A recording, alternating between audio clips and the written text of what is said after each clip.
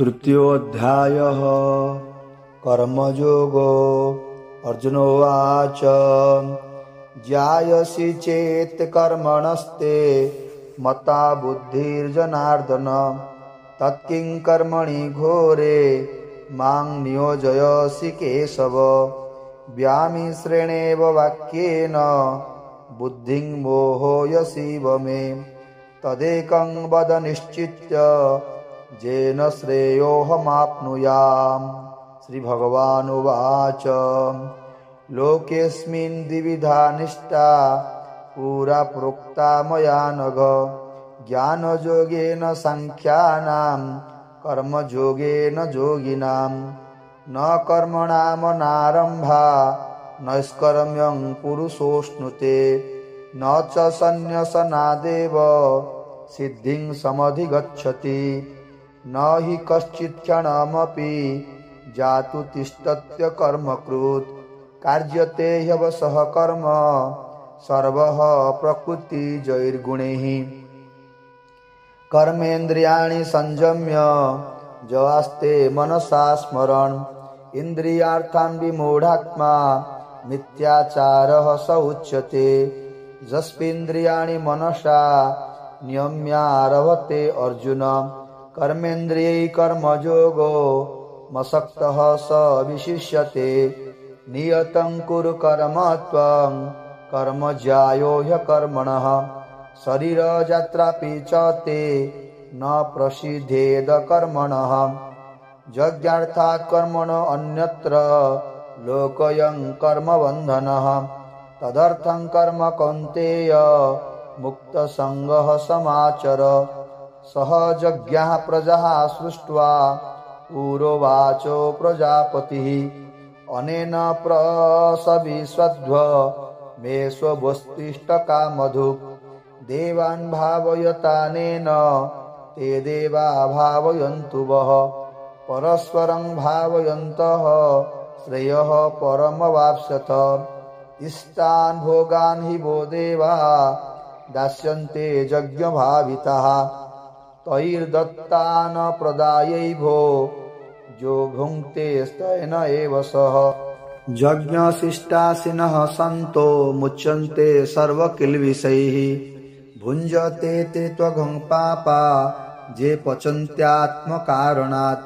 अर्णात् भवन्ति भूतानि पर्जन्यात् अर्णसम्भवः यज्ञात् भवति पर्जन्यो यज्ञः कर्म समुद्भवः। कर्म ब्रह्मोद्भवं विद्धि ब्रह्माक्षर समुद्भवम् तस्मात् सर्वगतं ब्रह्म नित्यं यज्ञे प्रतिष्ठितम्। एवं प्रवर्तितं चक्रं नानुवर्तयति यजः अघायुरिन्द्रियारामो मोघं पार्थ स जीवति। यस्त्वात्मरतिरेव स्यात् आत्मतृप्तश्च मानवः आत्मनेव च सन्तुष्टः तस्य कार्यं न विद्यते। नैव तस्य कृतेनार्थो नाकृतेनेह कश्चन न चास्य सर्वभूतेषु कश्चिदर्थव्यपाश्रयः। तस्मादसक्तः सततं कार्यं कर्म समाचर असक्तो ह्याचरन् कर्म परमाप्नोति पुरुषः। कर्मणैव हि संसिद्धि मास्तिता जनकादयः लोकसंग्रहमेवापि सम्पश्यन् कर्तुमर्हसि। यज्जदाचरति श्रेष्ठः तत्तत्तेवोत्तरो जनः स यत्प्रमाणं कुरुते लोकस्तदनुवर्तते। न मे पार्थास्ति कर्तव्यं त्रिषु लोकेषु किञ्चन नानवाप्तमवाप्तव्यं वर्त एव च कर्मणि। यदि ह्यहं न वर्तेयं जातु कर्मण्यतन्द्रितः।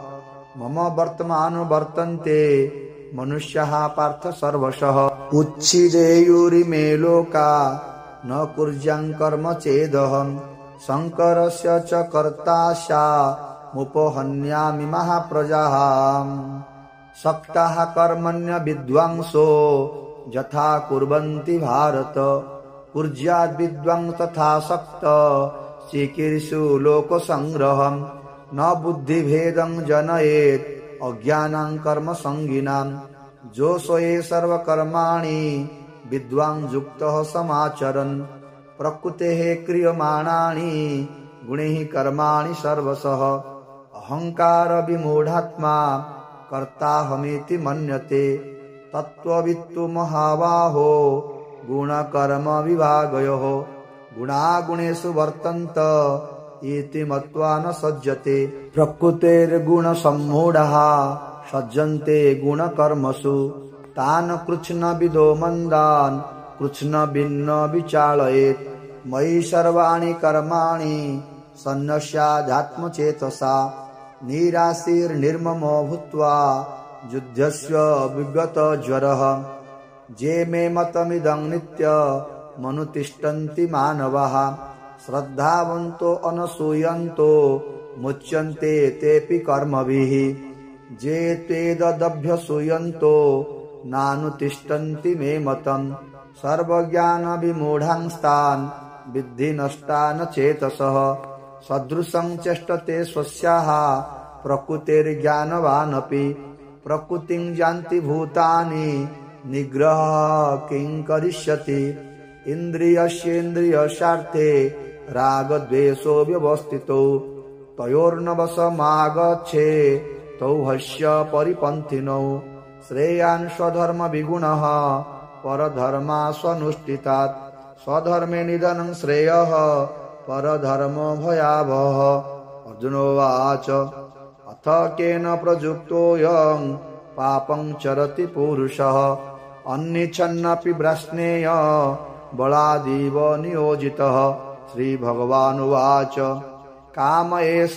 क्रोध एष रजोगुणसमुद्भवः महासनो महापाप्मा विद्धेनमिह वैरिणम् ध्रुमेणाव्रियते बह्निर्यथादर्शो मलेन च जथोल्बेनावृतो गर्भः तथा तेनेदमावृतम् आवृतं ज्ञानमेतेन ज्ञानिनो नित्यवैरिणा कामरूपेण कौन्तेय दुष्पुरेणानलेन च इन्द्रियाणि मनोबुद्धि रस्याधिष्ठानमुच्यते एतैर्विमोहयत्येष ज्ञानमावृत्य देहिनम् तस्मात् त्वमिन्द्रियाण्याद्यौ नियम्य भरतर्षभ पाप्मानं प्रजह्येन ज्ञानविज्ञाननाशनम् इन्द्रियाणि पराण्याहुरिन्द्रियेभ्यः परं मनः मनसस्तु परा बुद्धिर्यो बुद्धेः परतस्तु सः